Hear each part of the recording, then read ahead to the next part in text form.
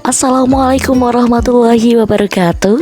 Halo, kami dari kelompok 3 Pendidikan Bahasa Inggris A PPG Berajapatan Gelombang 2 dalam mata kuliah Perancangan dan Pengembangan Kurikulum. Pada kesempatan ini, kami akan menyajikan sebuah karya untuk melengkapi tugas demonstrasi kontekstual topik 6, implementasi pembelajaran dalam UBD. Sebelumnya, perkenankan saya untuk memperkenalkan anggota kelompok 3 yang terdiri dari Kalfa Fisa Alfionita, Anissa Rahmajayanti, Vera Ferdina, Veneza Firda Resita Fani, Aulia Nur Hazizah, Mentari Fabiola Insyani, Retno Yuswaningsih, Pinta Nurul Askia, dan Maulida Himatul Ulia. Pembelajaran ialah sebuah proses yang sangat penting dalam pengembangan individu, utamanya dalam konteks pendidikan. Pada kesempatan kali ini, kelompok 3 mendapatkan kesempatan untuk berdiskusi mengenai topik pembelajaran langsung dan pembelajaran terbimbing. Pada studi kasus kali ini, pembelajaran langsung berperan sebagai kegiatan A, sedangkan pembelajaran terbimbing berperan sebagai kegiatan B. Setelah kami berdiskusi dalam kelompok 3, kami memilih pembelajaran terbimbing atau guided discovery learning yang menurut kami sangat suitable dengan pembelajaran bahasa Inggris. Lantas, mengapa kelompok 3 memilih pembelajaran terbimbing? Berikut ulasannya.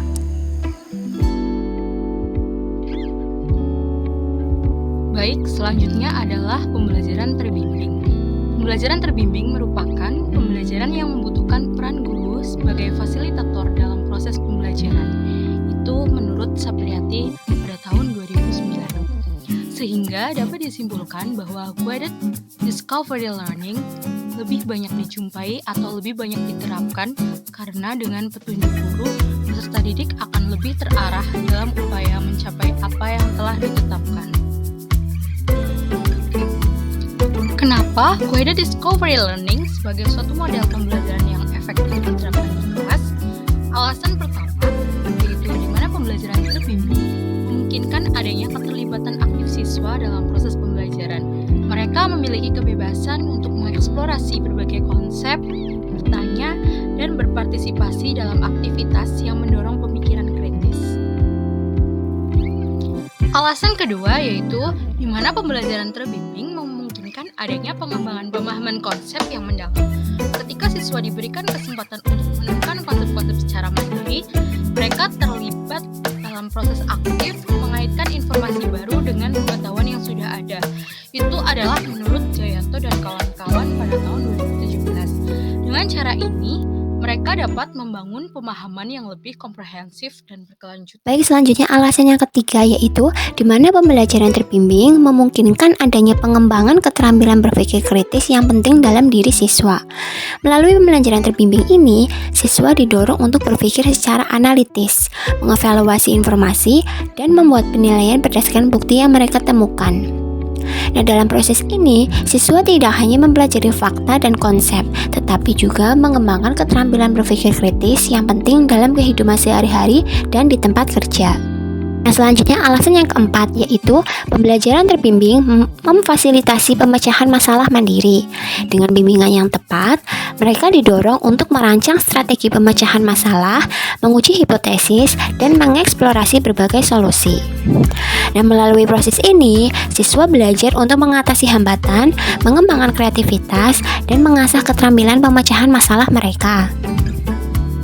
Nah, alasan yang terakhir yaitu pembelajaran terbimbing mendorong kolaborasi dan komunikasi. Kolaborasi memungkinkan mereka untuk belajar dari satu sama lain, berbagi ide, dan mengembangkan keterampilan sosial. Nah, selain itu, siswa diajak untuk mengkomunikasikan pemikiran mereka dengan jelas dan mengaktualisasikan alasan di balik solusi yang mereka temukan. Selanjutnya, saya akan menjelaskan tentang kelebihan dan kekurangan metode guided discovery learning atau pembelajaran terbimbing. Yang pertama, menurut Hanafiyah dan Suhana, metode ini dapat membantu peserta didik untuk mengembangkan kesiapan serta penguasaan keterampilan dalam proses kognitif mereka. Kemudian, peserta didik juga dapat memperoleh pengetahuan secara individual, sehingga dapat dimengerti dan mengendap dalam pikirannya. Yang dimaksud mengendap dalam pikirannya adalah mudah dicerna oleh setiap siswa karena difasilitasi dengan pembelajaran yang menyenangkan.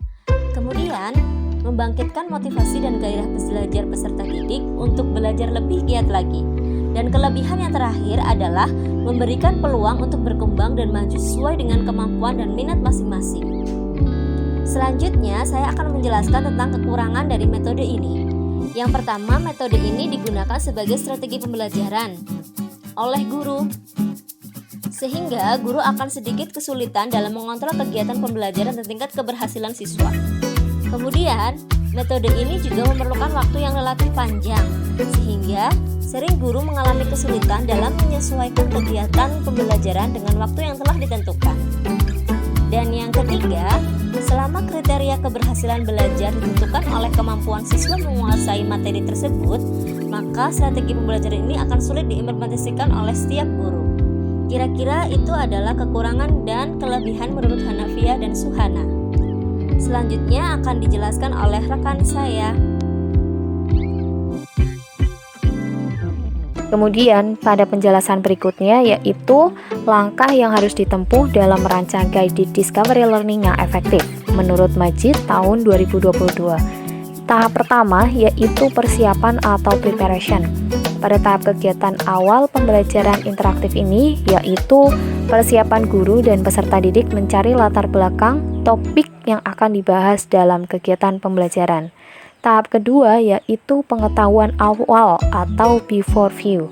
Pada tahap pengetahuan awal, guru menggali pengetahuan awal peserta didik mengenal hal-hal yang telah diketahui oleh peserta didik mengenai topik yang akan dipelajari seperti dengan memberikan pertanyaan pemantik sebelum masuk pada materi pembelajaran. Kemudian pada tahap ketiga yaitu kegiatan eksplorasi atau exploratory. Kegiatan yang dilakukan pada tahap ketiga ini adalah menampilkan kegiatan yang memancing rasa ingin tahu peserta didik. Selanjutnya, peserta didik didorong untuk mengajukan pertanyaan yang berkaitan dengan topik kegiatan yang dimaksud. Kemudian pada tahap keempat yaitu pertanyaan peserta didik atau children question. Setelah melakukan kegiatan eksplorasi melalui berbagai kegiatan demonstrasi atau fenomena, pada tahap ini masing-masing peserta didik diberikan kesempatan untuk membuat pertanyaan dalam kelompoknya. Kemudian peserta didik membacakan pertanyaan yang dibuat dalam kelompoknya tersebut. Baik, di sini saya akan melanjutkan penjelasan dari rekan saya terkait dengan langkah yang harus ditempuh dalam merancang guided discovery learning yang efektif. Tahap yang kelima yaitu penyelidikan atau investigation. Jadi dalam proses ini akan terjadi interaksi antara peserta didik dengan guru, peserta didik dengan peserta didik dengan media, serta peserta didik dengan alat. Pada tahap ini, peserta didik diberikan kesempatan untuk menemukan konsep melalui pengumpulan, pengorganisasian, dan menganalisis data dalam suatu kegiatan yang telah dirancang oleh guru. Lalu tahap selanjutnya yaitu tahap pengetahuan akhir atau after views. Di sini, peserta didik membacakan hasil yang diperolehnya. Serta tahap terakhir yaitu refleksi atau reflection, di mana kegiatan ini yaitu kegiatan berpikir tentang apa yang baru terjadi dan apa yang baru saja dipelajari. Selanjutnya yaitu terkait dengan implementasi pembelajaran terbimbing. Di sini, kami mau menjelaskan beberapa contoh dari kegiatan pembelajaran di kelas 8 sekolah menengah pertama. Di sini materi yang kami gunakan yaitu asking and giving permission. Untuk kegiatan selanjutnya akan dijelaskan oleh rekan saya, dipersilakan. Baik, untuk selanjutnya saya akan menjelaskan tahap-tahap implementasi pembelajaran terbimbing pada mata pelajaran Bahasa Inggris materi Asking and Giving Permissions kelas 8 semester 1. Untuk yang tahap pertama adalah tahap persiapan awal. Di sini langkah-langkah yang pertama adalah siswa melakukan ice breaking tentang tembak door untuk menstimulus agar fokus belajar. Kemudian langkah yang kedua adalah guru mengecek penguasaan materi dengan pengalaman siswa terkait materi sebelumnya. Kemudian dilanjutkan pada tahap kedua, yaitu tahap pengetahuan awal, di mana di sini yang pertama guru memberikan pertanyaan pemantik terkait meminta dan memberi izin, seperti do you have a pen, and then might I borrow your pen. Kemudian langkah selanjutnya, guru menyampaikan tujuan pembelajaran tentang topik yang akan diajarkan. Dilanjutkan dengan tahap ketiga, yaitu kegiatan, di mana langkah-langkah siswa dalam tahap ini adalah siswa menyimak 2 video singkat tentang asking and giving permissions, and then siswa menyebutkan expressions of asking and giving permissions yang ditayangkan dalam video tersebut. Kemudian, siswa melakukan tanya jawab secara lisan dan berlatih untuk pengembangan vocabulary dengan pertanyaan yang sudah dijelaskan dalam video tersebut. Seperti contohnya adalah siswa bermain peran dengan menggunakan expression asking and giving permissions, seperti do you mind if I go to the toilet please? And then siswa yang lain menjawab no you don't. Kemudian, siswa secara berpasangan membuat dialog tentang expressions of asking and giving permissions dengan memperhatikan struktur teks dan unsur kebahasaannya. Kenalkan, saya Alisa Rahmajayanti akan melanjutkan penjelasan pada tahap 4, yaitu pertanyaan peserta didik. Pada langkah yang ke-9, siswa dalam kelompok memberikan pertanyaan kepada guru terkait penyusunan dialog asking and giving permission. Dan langkah ke-10 yaitu siswa mendengarkan penjelasan dan arahan dari guru dan mendapatkan kesempatan untuk berinteraksi dengan antar siswa dengan guru, lingkungan, dan sumber belajar lainnya yang komunikatif. Pada tahap yang kelima yaitu penyelidikan. Selanjutnya, tahap yang ke-6 yaitu pengetahuan akhir. Langkah yang ke-11 yaitu siswa secara berpasangan tampil di depan kelas untuk berdialog tentang expression of asking and giving permission. Kemudian langkah yang ke-12, siswa memberikan apresiasi, kritik, dan saran yang membangun bagi kelompok yang presentasi. Langkah yang ke-13, siswa menyimpulkan hasil diskusi dengan menjawab pertanyaan dari guru. Dan langkah yang terakhir adalah siswa mengisi lembar refleksi pembelajaran. Dan pada tahap yang ke-7 yaitu dilaksanakan sesi refleksi. Baik, untuk selanjutnya adalah kesimpulan. Jadi, secara keseluruhan, di samping kekurangan yang dimiliki oleh Guided Discovery Learning, pentingnya pembelajaran terbimbing masih sangat jelas. Di tengah era yang terus berubah dan kompleks, siswa perlu dilengkapi dengan keterampilan yang lebih luas daripada sekedar pengetahuan faktual. Pembelajaran terbimbing membantu siswa mengembangkan keterampilan dan pemahaman yang mempersiapkan mereka untuk menghadapi tantangan masa depan dengan percaya diri dan berhasil.